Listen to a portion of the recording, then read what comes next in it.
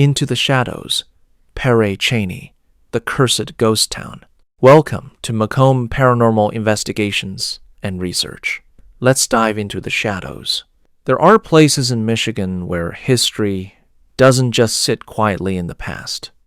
It lingers, it breathes, and sometimes it watches. Tonight, we're heading deep into the forests of northern Michigan to a place that no longer exists on maps the way it once did. A place swallowed by time, tragedy, and something far more unsettling. Pere Cheney, Michigan, a ghost town, but not just abandoned. Some say it was cursed. Picture this. It's the 1870s. Michigan is booming with the sound of axes striking timber, trees crashing to the ground, and steam engines roaring through the wilderness. Out of that chaos, a town is born. Pere Cheney, named after a railroad official tied to the Flint and Perry Marquette Railroad, the town quickly grows from nothing into something alive. At its peak, around 1,500 people call it home.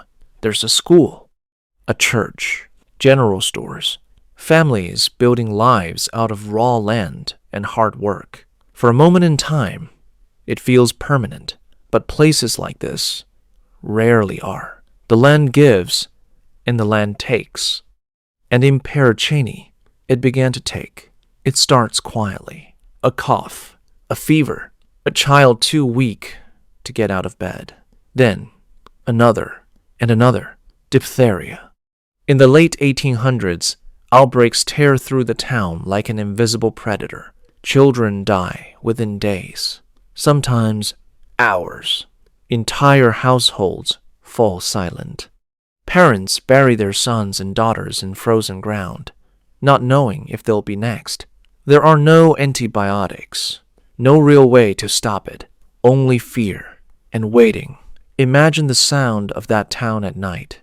No laughter, no movement, just a wind through the trees, and grief that doesn't fade. But disease wasn't the only thing hunting Pere Cheney. Fire followed, flames ripping through wooden buildings, turning homes into ash, destroying what little stability remained. And every time the town tried to rebuild, it felt like something pushed back.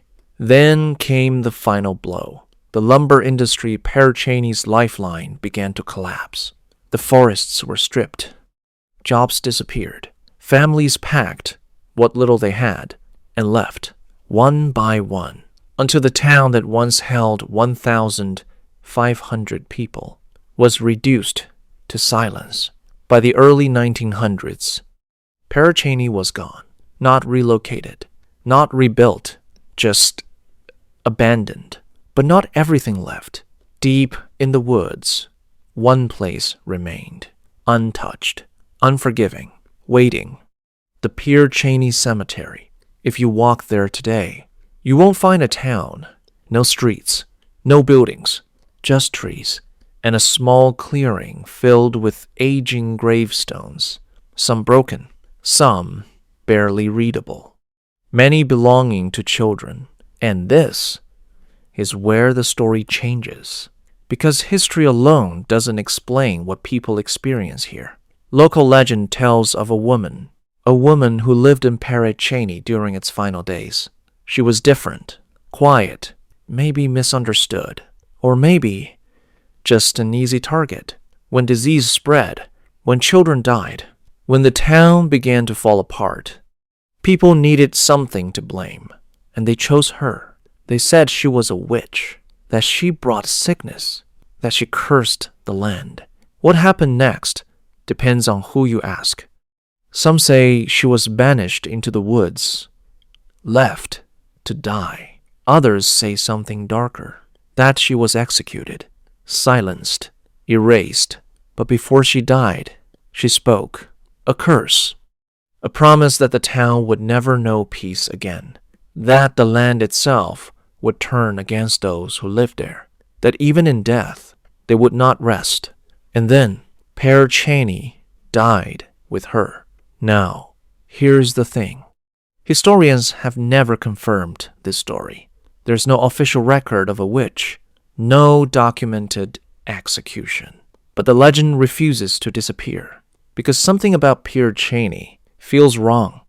People who visit the cemetery don't just describe it as quiet. They describe it as heavy, oppressive, like stepping into a place that doesn't want you there. Visitors have reported seeing figures moving between the trees, not shadows, not tricks of light, actual figures, watching. Others claim to hear voices, children laughing, crying, calling out from the woods, even when no one else is around. Some have captured strange anomalies on camera, unexplained shapes, distortions, things that don't belong. And then there's the woman, dressed in black, seen walking slowly through the cemetery, sometimes between graves, sometimes at the edge of the tree line. When approached, she disappears. No footprints, no sound, just gone. There are also reports of sudden temperature drops, equipment malfunctions, batteries draining for no reason.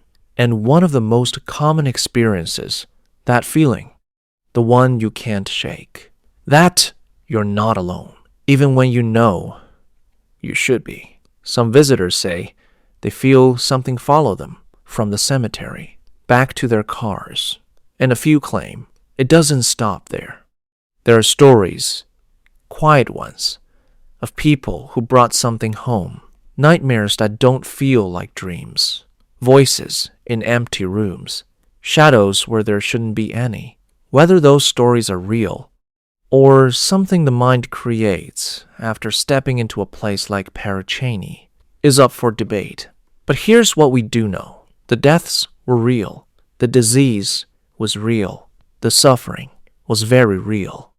And places marked by that kind of pain don't always let go easily. So what is Pere Cheney? Is it just a forgotten logging town, lost to time and harsh conditions? Is the witch story nothing more than folklore, created to make sense of tragedy? Or is there something else, something that still lingers in those woods, attached to the land, to the graves, to whatever happened there, that history couldn't explain? Because sometimes the scariest places aren't the ones filled with monsters. They're the ones where real people lived, suffered, and died, and left something behind. So if you ever find yourself in northern Michigan, standing at the edge of a quiet clearing, surrounded by trees and old gravestones, listen carefully, because if the stories are true, you might hear something. Listening back, thank you for joining us on Into the Shadows. Stay curious, stay aware, and remember, not everything that's gone is truly gone.